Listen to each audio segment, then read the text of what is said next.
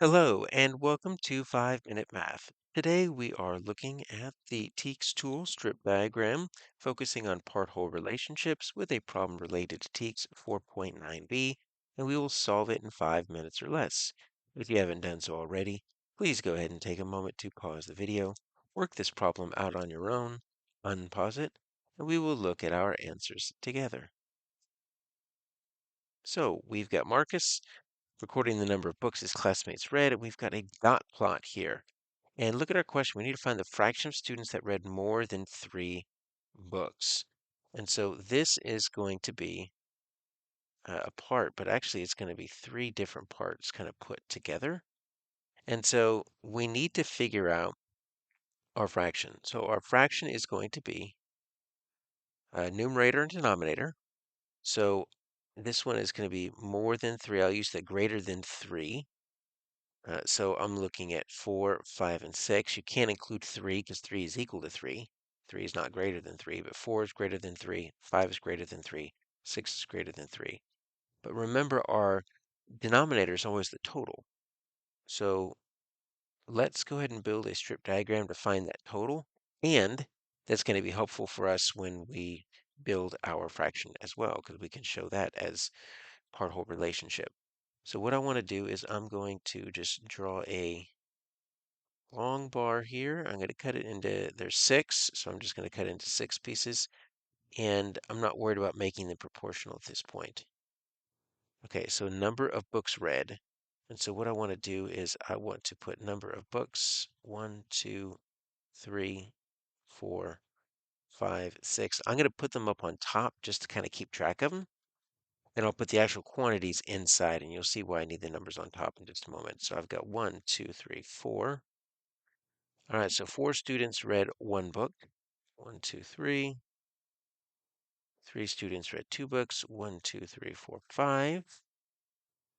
5 students. 1, 2. And then 1, 2, 3. And then 1 for the last one. Okay. So 4, 3, 5, 2, 3, and 1. Now what I need is I need a total. If I get my total here, then I can use that as my denominator. Okay.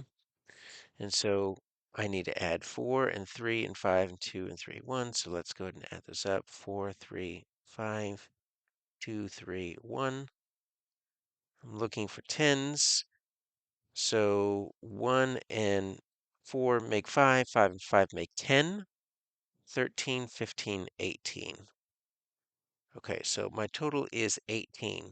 Now, another way to do that would literally be just to count all the way up. 1, 2, 3, 4, 5, 6, 7, 8, 9, 10, 11, 12, 13, 14, 15, 16, 17, 18. That also works. There's many ways to get the total. So now I need to find which fraction of students read more than 3 books. Well, now that I've got the total, I can go ahead and reimagine this here as I want to take these 3 right here, and I'm going to kind of reimagine this as a new strip diagram. But what I want to do is I want to just focus on those 3 parts.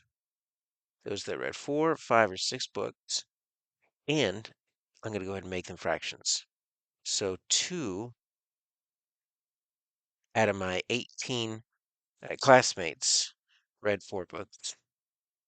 If I'm Marcus, 3 out of 18, 3/18ths, read 5 books, and then 1 out of 18. Now, how do I get the total for this? Well, when we add fractions, remember, what we need to do is we need to make sure they have the same denominator. They do. If not, we'd have to make a common denominator, and that can be kind of time consuming. So what we end up doing is we just end up adding the numerators because these 18ths are simply the units. So like what's the sum of 2 rocks, 3 rocks, and 1 rock? We just replace the word rock with 18th. Think of that as a unit, so we're not adding 18 plus 18 plus 18. It's just the name of the unit. So then I can go ahead and put my total here. So 2 and 3 make 5, add that 1. So I can say 6/18ths. 6/18ths of the students, 18 being the total students, 6 being the sum of those that read 4, 5, or 6, read more than 3 books. Answer is C.